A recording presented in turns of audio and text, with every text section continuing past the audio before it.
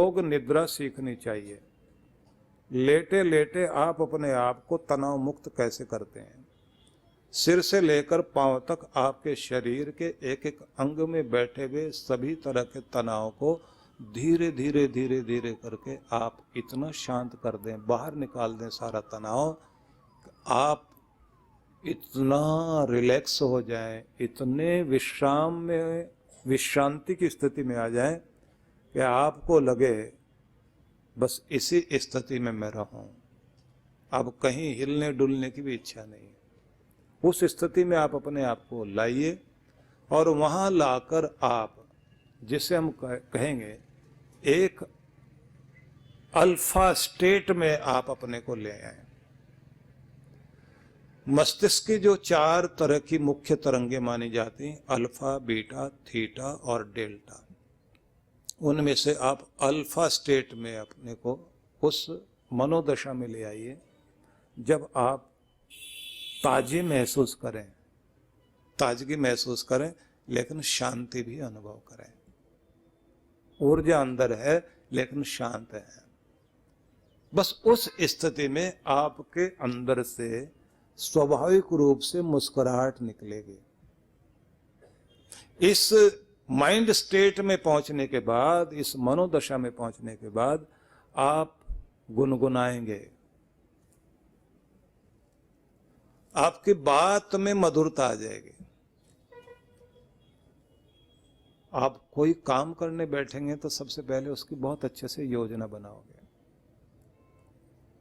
फिर प्लान करके काम में लगोगे, क्योंकि आपका मानसिक रूप जो है वो उस समय उस अवस्था में पहुंच गया जहां से आपकी ऊर्जा सही दिशा में काम करती है। इसलिए सबको इस अवस्था तक पहुंचने के लिए अभ्यास करना चाहिए। हर आदमी के लिए जरूरी है। और ध्यान रख लीजिए कि पूरे दुनिया भर के देशों में इस पर बहुत काम हो रहा है, क्योंकि सबको शांति की और चैन की आवश्यकता है। हर आदमी को चाहिए कि मेरे मन में शांति रहे, मैं चैन से सो सकूं, चैन से सोऊं और आनंद लेते हुए खुशियों में ताजगी से भरपूर होकर जागूं और सारा दिन प्रेम पूर्ण रह सकूं। भले ही मेरे पास घर में चीजें थोड़ी हों, मुझे बहुत बड़ा घर नहीं, छोटा चाहिए, लेकिन जितना है वो सुख सुकून चैन देने वाला हो। लोग कहते हैं ना कि मेरे घर के लोग मुझे समझें, मेरे दिल की गहराई तक जाकर पहचाने कि मैं सबके लिए अच्छा सोचता हूं, अच्छा करता हूं, बुरा नहीं करता, मैं अपनों को बहुत चाहता हूं। लेकिन ये क्यों होता है कि इतनी गलत फहमियां हो जाती हैं, ऐसा क्यों बोला जाता है? क्योंकि हमारे जीने के ढंग में कमी आ गई। देखिए, राम जी की गाथा हम लोग सुनते हैं ना, तो राम जी का पूरा जीवन गाथा जो है अपने आप में उपदेश है। उसे आप देखेंगे तो आपको समझ में आ जाएगा कि जीने का ढंग क्या होना चाहिए, कैसे रहना चाहिए। 14 वर्षों तक राम जी अयोध्या से दूर रहे, 14 वर्ष बाद लौटे, लेकिन वो वन का वातावरण कितना खतरनाक होता है, जहां कोई सुख सुविधा नहीं है, लेकिन वहां भी प्यार से कोई रहे और इस तरह से रहे कि एक एक क्षण उनके जीवन का आनंदमय हो। तो 2 बातें बड़ी महत्वपूर्ण रही।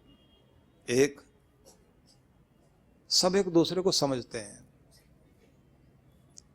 दूसरी बात, एक दूसरे का मान रखते हैं।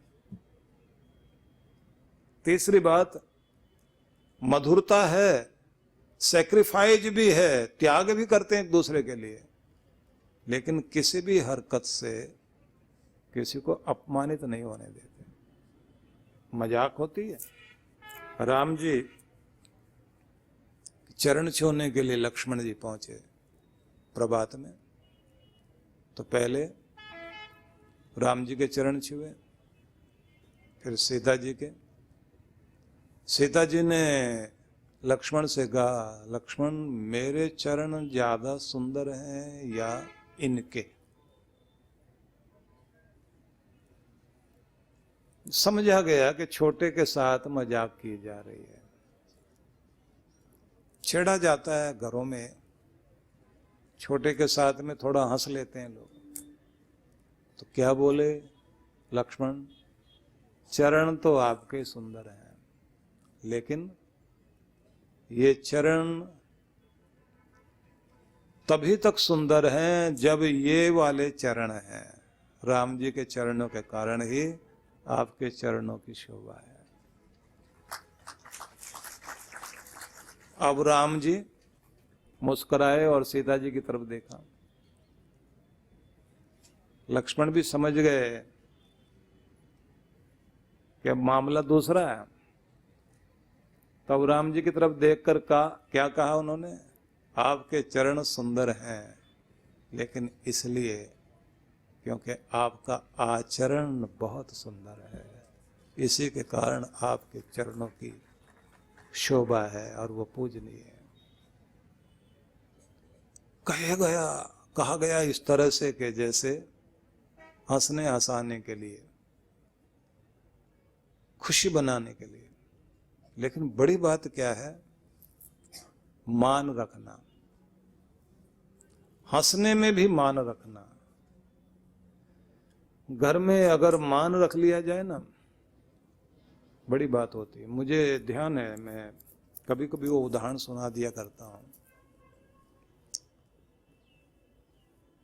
पंजाब से ही एक सज्जन थे, जब हिंदुस्तान पाकिस्तान एक ही था, वहां से बंटवारा होने के बाद वो सज्जन हिंदुस्तान में आए और दिल्ली में ही वो रहते थे। मैं छोटा था तो वो मेरे पास बैठते थे और सिख पंथ के इतिहास के बारे में, लाला लक्ष्मीदास नाम था उनका, उनको बहुत जानकारी थी। तो हम लोग बैठते थे आपस में और सुखमणि साहब से लेकर जपजी साहब, शब्द वाणी, सब पर विचार विमर्श होता था। इतिहास उनको बहुत अच्छे से जानकारी थी। मैं अपनी बातें उनको सुनाता था, वो अपना सुनाते थे। मैं कुछ बोलता था तो वो नोट करते थे, वो कुछ बोलते थे तो मैं नोट करता था। एक दिन वो आए, आके मुझे बोले, नाम नहीं लेते थे, वो कहते थे, राजा आज जो है ना, आज मैं बहुत दुखी हूं। क्या हुआ? बोले आप यहां थे नहीं, महीना बीत गया, मेरी पत्नी नहीं रही। उनकी आयु थी लगभग 83 साल की उस समय जब उनकी पत्नी मरी, और उनकी पत्नी 80 साल के लगभग की थी। वो मेरे से बोले कि बिरादरी वाले सब लोग, सभा सोसाइटी वाले, सब ने श्रद्धांजलि दी, बड़ी बड़ी 3 सभाएं हो गई। मेरे मन को शांति नहीं। आप कुछ उनके लिए बोलो, कुछ मेरे लिए बोलो, मुझे समझाओ। आंख में आंसू थे, मैं उनको कुछ समझा रहा था। आखिर में मुझे लगा कि मैं इनको समझाऊं तो बात नहीं बनेगी, तो मैंने उनसे कहा कि एक बात बताओ, आप दोनों कभी लड़ते भी थे? पति पत्नी में लड़ाई होती थी? बोले हाँ, लड़ाई भी होती थी। मैंने कहा वो आपका बहुत ध्यान रखती थी? बोले हाँ, मेरा बहुत ध्यान रखती थी। और फिर उन्होंने बताया कि मैं कभी कभी कहीं जाता था, किसी सभा सोसाइटी में मुझे बुला लेते थे लोग, तो रात में लेट हो जाता था। तो जनवरी की रात,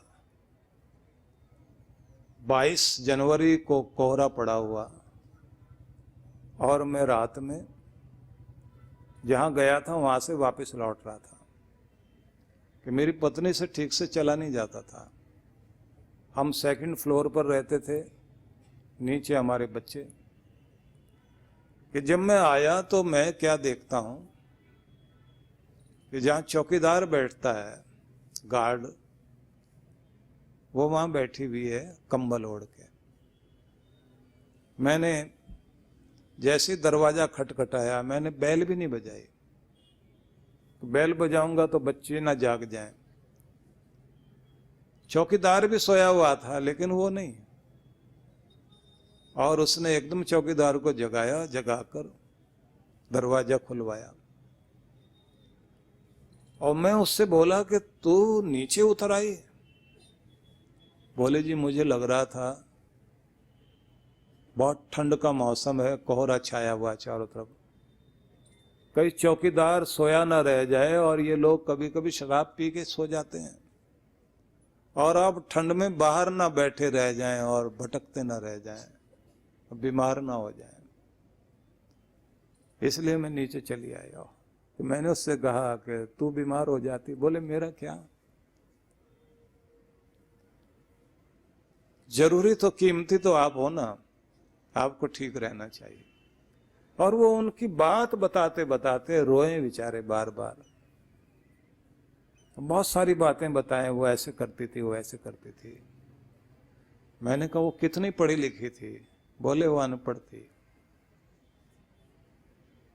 कि मैं उससे कहता था तुझे इतनी अच्छी बातें याद कैसे हैं? बोले मुझे कुछ भी याद नहीं, लेकिन मेरी माँ जैसे रहती थी ना, मेरी माँ ने जैसे घर में किया, जैसे वो जीती थी, बस वैसा ही मैं भी जीने लग गई, वैसे मैं रहने लग गई। क्योंकि ये तो हमारे घर की परंपरा चली आ रही है। उसने जिस दिन शादी हुई थी और उसके बाद जब विदाई हुई थी, तो उस समय मुझे बैठ के कहा था, देख बेटी, तेरी सारी दुनिया तेरे पति है, इनका ख्याल रखना, इन्हें संभाले रखना बहुत जरूरी है। और देख, करवा चौथ के दिन ही सारे फर्ज पूरे नहीं होते हैं। तेरे लिए तो हर दिन करवा चौथ है। तेरा हर व्यवहार तेरे पति की उम्र बढ़ाने वाला हो, उसको दिल दुखाने वाला नहीं होना चाहिए। कि मैं उससे कहता था कि तू मेरे ऊपर हर पल कर्जा चढ़ाती है, इतनी अच्छी क्यों है? तो जब वो सारी बातें बता रहे थे तो मैंने कहा कि लड़ाई होती थी कभी कभी? बोले हाँ होती थी। मैंने कहा मायके जाने की बात करती थी? बोले हाँ हाँ कभी भी करती थी। मैंने कहा आखिरी लड़ाई कब हुई? बोले ऐसे 5 साल पहले। मैंने कहा इतनी उम्र में पहुंचने के बाद भी लड़ लेते थे आप लोग? बोले एक दिन तो हम इतने लड़े, इतने लड़े। उसने मेरे से कहा कि अब मैं की जा रही हूं। अब सोचिए कि आज उसकी एज 80 साल की समझिए, और 5 साल पहले वो 75 साल की, और वो उसके मायके वाले अमृतसर में, और वो अपने भाइयों में सबसे छोटी थी। तो इससे पता लगता है कि घर में अब भाई भी नहीं है, माता पिता तो है ही नहीं, और रिलेशन वाले भी, भाई भतीजे वो लोग हैं, आना जाना भी नहीं होता, मिलना जुलना भी नहीं होता। अब उसने मेरे से कहा मैं तो मायके जा रही हूं, और मुझे भी पता है इसने जाना कहीं नहीं है। और मैंने कह दिया जाओ। अब उसने अपना बैग तैयार किया और बोले सच में जा रही हूं? तो मैंने भी कह दिया ठीक है, सच में जाओ। गुस्सा था। उसने बैग अपना रखा और घसीटते हुए लेकर चलने लगी, और जैसे कमरा पार करके बालकनी में आ गई, पीछे मुड़ के कहती रोकोगे नहीं? मैं सच में नाराज हूं कि मैं पीछे पीछे गया और जाके उसके हाथ से बैग पकड़ा और कहा इतना नाराज मत हुआ कर, मैं तो आज डर ही गया था कि कहीं तो चल ही ना जाए। तो उसने हाथ पकड़ कर कहा जैसे आज मेरा मान रखा है ना, मेरा मान रख लेना हमेशा इसी तरह, मेरा मान रखे रखना, क्योंकि मेरी धौंस किस पर चलेगी? सिर्फ तुम ही तो हो जिसको मैं अपनी धौंस भी दिखा देती हूँ। जिस पर अपना गुस्सा भी दिखा लेती हूँ, और मेरे लिए कौन है, मेरी तो सारी दुनिया आप हो। और इतना कहते ही वो बहुत रोए। बोले ये रिश्ता जो परमात्मा का दिया हुआ है ये इतना कीमती है, अगर आदमी संजो कर रखे, केवल कुछ ही दिनों का आकर्षण नहीं होता, आकर्षण तो आदमी का व्यवहार का होता है कि एक दूसरे के लिए जिए हम, एक दूसरे का ध्यान रखें हम, एक दूसरे में अपनी दुनिया मानकर चले हम, कि जिसको ये आ गया उसके घर में सब कुछ है, बरकत भी वही है, देवताओं की कृपा भी वही है। जरा विचार करके देखिए आप। ऐसे लोग जिनको बहुत पढ़ाई लिखाई नहीं है लेकिन फिर भी पढ़े लिखों से बहुत आगे हैं, और वो बता रहे हैं कि मेरे पोता पोती तो शादीशुदा हैं, झगड़ा कर लेते हैं, महीनों तक बोलते नहीं एक दूसरे से। मैं फिर निवेदन करना चाहता हूं, हम सबके जीवन में बहुत महत्वपूर्ण है ये शांति, ये प्रेम, ये निज रूप है आपका। जैसे जैसे आप धर्म से जुड़ते हैं आपके अंदर का राक्षस वाला रूप खत्म हो जाता है। धर्म आपको राक्षस नहीं होने देता, धर्म आपको आपके अंदर का जो दुष्टता वाला भाव है उसे खत्म करता है, आपकी करुणा जगाता है। इसलिए कहते हैं धर्म के नजदीक होने का मतलब है भगवान के नजदीक होना। भगवान के नजदीक आप होते हैं तो आपकी जिंदगी आसान बनती है। भगवान आपके अंदर ही है, मिलना है तो अंदर ही मिलिए, और वो चला रहा है पूरी सृष्टि को। जब तुम उससे अपने को जोड़ लेते हो तो फिर वो तुम्हारे जीवन रथ का सारथी बन जाता है। जैसे अर्जुन का सारथी बने थे कृष्ण, ऐसे आपकी जिंदगी का सारथी आपके भगवान बन जाएंगे। अपने आप को भगवान से जोड़िए, और जब आप वहां से जोड़ बैठे तो फिर अंदर आवाज आती है, वो आवाज आने लग जाती है जो आपको रोक रही होती है कि नहीं बहुत बोल दिया, अब इससे ज्यादा नहीं बोला करो, इतना गुस्सा कर लिया यहां तक ठीक है, इससे ज्यादा मत करना, इतना लालच ठीक था, इससे ज्यादा आगे जाना गलत है। क्योंकि जहां भी हम अति कर जाते हैं बस वहीं विनाश की तरफ चले जाते हैं। इसलिए धर्म है और जीवन में धर्म गुरु है, और जीवन के अंदर अध्यात्म पूरा है, आपके नियम पूरे हैं, तो इसका मतलब है आप ईश्वर से जुड़े हुए हैं। ईश्वर से जुड़े हुए हैं तो आपके जीवन के रथ को हाँकने वाला परमात्मा है, और जब वो हाँकने वाला बनता है, वो चलाने वाला बन जाता है, तो फिर आपकी जिंदगी में जैसे अर्जुन को सफलता मिली थी, विजय मिली, समृद्धि मिली, सब कुछ मिला, वैसे आपकी जिंदगी में भी सब कुछ आता है। तब आपके जीवन में पूरी खुशियां आती हैं।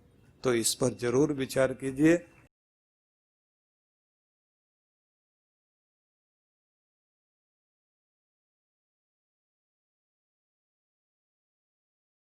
परम पूज्य श्री सुधांशु जी महाराज एवं डॉक्टर अर्चिका दीदी के पावन सानिध्य में सूरत गुजरात देवदूत बालाश्रम का निर्माण किया गया है, जहां बच्चों के लिए भोजन, आवास, शिक्षा की निशुल्क व्यवस्था है। ये बच्चे खेलकूद एवं शिक्षा के क्षेत्र में अपने सफल प्रदर्शन से साबित कर रहे हैं कि विश्व जागृति मिशन एवं पूज्य गुरुवर का आशीर्वाद इन्हें सफल जीवन की ओर ले जा रहा है।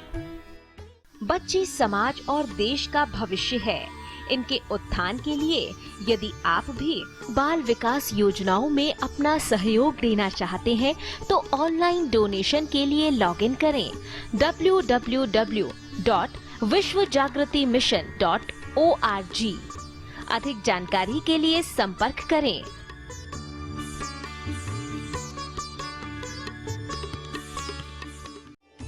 जीवन संचेतना लाखों पाठकों की बुद्धि को सच्चेतना से और हृदय को सद्भावना से परिपूर्ण करने वाली मासिक पत्रिका जीवन संचेतना।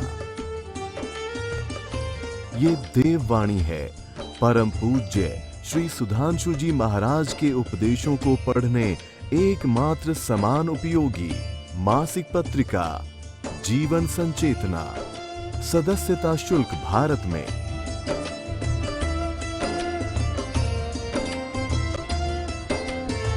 सदस्यता शुल्क विदेश में।